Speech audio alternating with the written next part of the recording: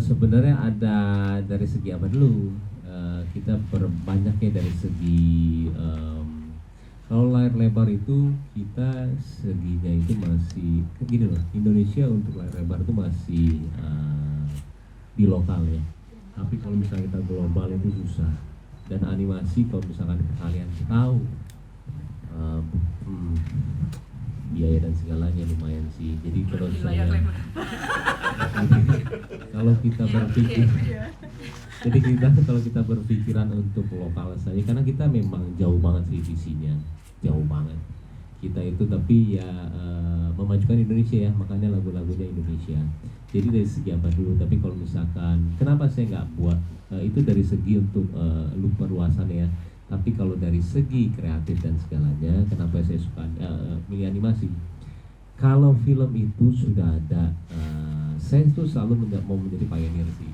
Saya selalu saya kayak tulisan biasa gitu ya, Tigerwong Entertainment, belakangnya kru.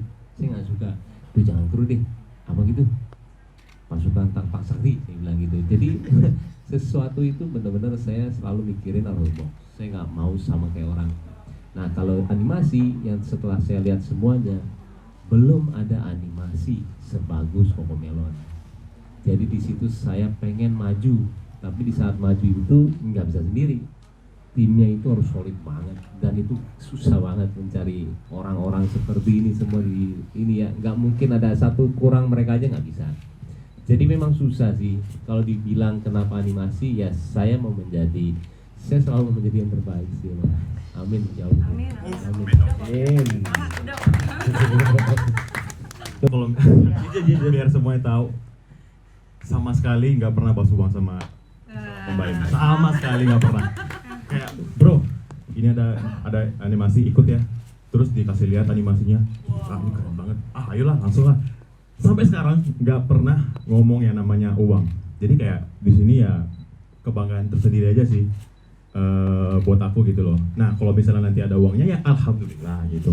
Kalau enggak ya men. Tapi emang bener Bener kan? Dia nggak nanya, saya nggak ini sama dia karena memang hubungannya insya Allah ya udah kayak saudara, udah kayak keluarga, jadi lebih jauh daripada uang. Iya. Ya jadi hal pertama yang Mbak Im ceritain adalah bahwa dia juga udah keluar banyak banget buat ini. Dan lo harus tahu berdarah-darahnya seperti apa gitu ya. Ya. Jadi kalau misalnya mau ngitung balik modalnya segala macam itu takes time. Tapi satu hal yang pertama, aku juga nggak tahu kenapa kalau untuk dunia anak-anak tuh selalu pengen punya kontribusi lebih.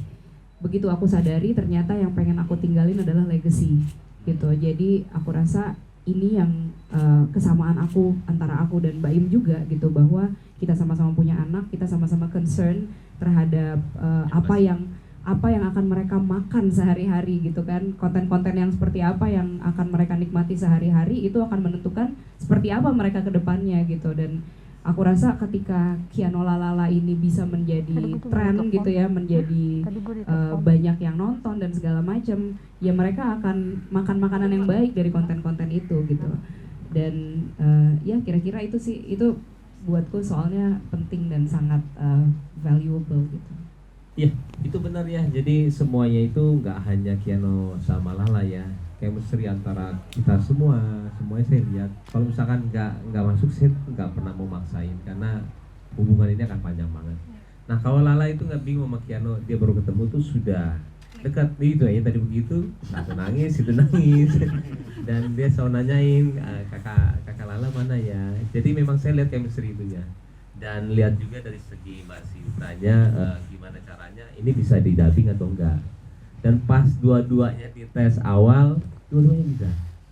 Jadi kan kita juga nggak mau nyusahin karena ini kan akan reguler ya, nggak mau nyusahin karena awalnya jujur mau pakai orang dewasa tadinya, dubber tadinya.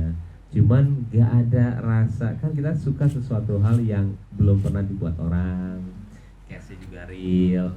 Akhirnya udahlah. Sebenarnya kan antara penting-penting atau enggak ya, tapi kita selalu mengedepankan apa yang kita yakinin ya kita lakuin jadi ya. Jadi kenapa diputuskan juga akan tayang di 1 April karena Tapi bukan April Mop ya nanti. Jangan berburuk sangka. Karena di tanggal 2-nya kan memang udah masuk bulan Ramadan, dan kita sepanjang pengalaman kita puluhan tahun emang bulan Ramadan tuh enaknya emang nonton sesuatu gitu, apalagi kalau anak-anak lagi pada nggak ada kerjaan dan yang lainnya gitu, dan tontonan yang edukatif tuh pasti akan menjadi pilihan. Sekaligus yang mungkin yang tadi aku bilang yang kita punya tapi mungkin Cocomelon nggak punya dan animasi yang lain nggak punya adalah infusing nilai-nilai atau culture yang kita punya. Salah satunya adalah yaitu di Ramadan itu. Jadi mungkin akan ada bukan mungkin sih, akan ada tentang Ramadannya, tentang puasanya, tentang ketupatnya, tentang sahurnya gitu. Jadi hal-hal yang seperti itu yang bisa memang menjadi pelajaran bagi anak-anak. Awal mulanya nih dari sini juga, dari mereka sebenarnya juga belum tahu ya. Saya mau kasih lihat, kemarin tuh saya baru cek ininya ya, cek tayangan saya di Kiana Lalala, dan di sini ada satu bukti yang dulu itu, nah kalian lihat nih, dulu tuh saya 2 tahun lalu tuh animasinya seperti ini, karena saya memang passion banget, saya mau buat ya. Mereka pun juga nggak tahu. Lihat, ini animasi yang saya mau buat dulu 2 tahun lalu dan sudah dibuat. Tuh Andi, jalan di, oh. Jalan di. Tuh lihat, ini saya mau buat loh. Tuh lihat, ini nggak bohong. Kiananya begini tuh. Di sini saya cuma mau kasih lihat tuh. Saya memang dari dulu 2 tahun lalu sudah pengen buat ya edukasi ya. Tapi susah mencari timnya, susah mencari orangnya. Saya juga mikir bisa nggak ya, saya bilang. Tapi kalau kita ada kemauan ternyata bisa ya. 2 tahun setelah ini saya di depan kalian itu, di belakang sudah jadi dengan animasi yang bagus banget. Saya juga bingung sih. Cuma keyakinan aja. Yang kedua apa? Kalian tanya sendirilah kalau soal biaya ya. Cuman saya dari dulu sampai sekarang tidak pernah berpikiran berapa saya akan dapat. Tapi dalam segi bisnis pasti kita harus mikir itu juga. Karena sudah ada bukti-bukti ya, kayak misalkan ya Cocomelon di IPO, saya selalu kasih mimpi yang paling gede buat diri saya. Dan saya selalu aimnya pasti yang itu. Tapi kalau misalkan saya menjadi nomor 2, nomor 3 nantinya apa-apa, yang penting saya sudah berusaha menjadi nomor 1. Dan aimnya memang selalu itu saya, mimpi gedenya. Tapi saya nggak pernah mikir viewernya nanti berapa, ini yang berapa. Elemen-elemen yang saya kumpulin menjadi perfect itu yang akan menjadi spektakuler, yang akan mendatangkan viewer. Bukan saya ngebayangin mau dapat viewer berapa. Jadi memang kerja perfeksionis itu sangat sulit sih, tergantung kitanya dan perlu waktu. Kalau talenta itu nggak ada kerja keras, bohong sih. Oke, Kak Paula ya. Paula nggak bisa nyanyi bro. Oh bisa diadain. Joget TikTok aja nggak bisa.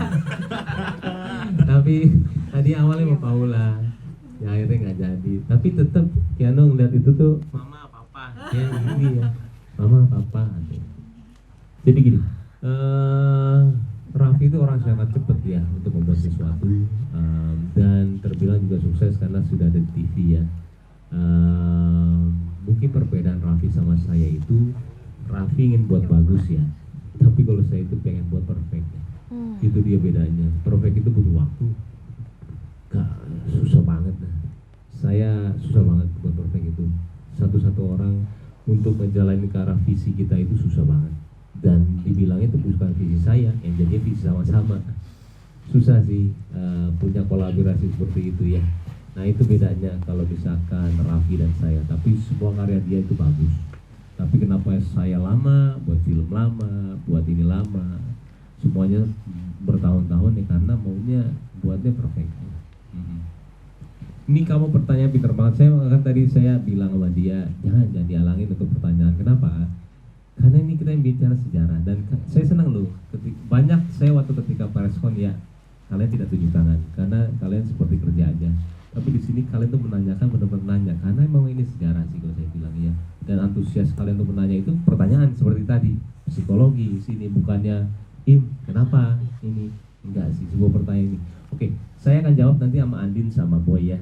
Cuman yang saya bilang itu yang tadi saya bilang, psikologis, cerita segala, kita tuh nggak nyari scriptwriter. Kita cari penulis yuk ini. Mereka yang bilang sama saya, kalau di Kiano itu bukan yang penulis yang kita cari, tapi orang yang mengerti anak, psikologis anak, maunya apa ini. Nah mungkin Andin yang bisa cerita atau nggak Mbak Sinta? Tadi betul yang disampaikan Mas Baim, memang kita nggak pakai konsultasi dengan psikolog dan lain sebagainya, tapi kebetulan kami, saya sih terutama memang sering berhadapan dengan anak-anak, dan memang saya juga kebetulan berada di yayasan yang memang banyak ketemu dengan para psikolog gitu ya. Saya juga ada beberapa latar belakang itu, saya juga suka sama-sama Kak Seto gitu misalnya ya. Jadi memang secara secara Psikologis. ya, secara lirik-lirik dan yang disampaikan, kita semua itu memang mengacu dari sinopsis awal. Kemudian kita memang betul sangat hati-hati untuk menyampaikannya. Dan karena ini masih dalam kategori yang bahasa-bahasa ringan anak-anak, dan edukasinya pun memang edukasi untuk anak-anak usia balita yang kurang lebih seperti itu. Jadi itu sih yang bisa kita sampaikan gitu. Jadi memang kita meskipun tidak konsultasi kepada para psikolog, tapi kita benar-benar memikirkan hal itu. Nah, aku tambahin sedikit bahwa bukan sebuah kebetulan ya, semenjak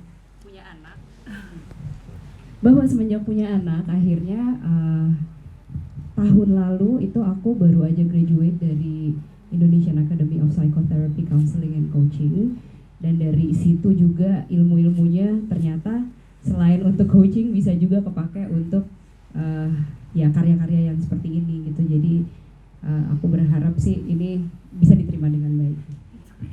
Iya, kalau untuk tim animasi sendiri memang betul ya.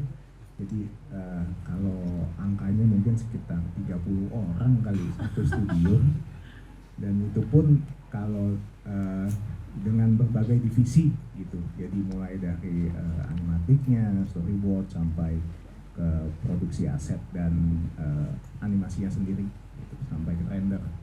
Dan ya seperti yang Mbak Sinta juga mention, kami pun selama jalan saling kolaborasi gitu. Jadi setelah jalan di tahap script gitu, akan masuk ke teman-teman musik, dan kita akan godok lagi bersama gitu. Kita akan lihat dari sisi yang tadi, psikologinya, apakah ceritanya ini betul sesuai visi kita untuk mengedukasi, memberikan nilai-nilai positif. Dan bahkan setelah tag pertama itu aman, dan kita lihat ketika sudah draft audio kedua dan kita notice ada yang bermasalah, kita akan memperbaiki lagi. Kita akan terus untuk ngasih yang terbaik sih di sini. Pastinya ada quality controlnya juga ya. Oh iya. Pasti. Dan itu bolak-balik.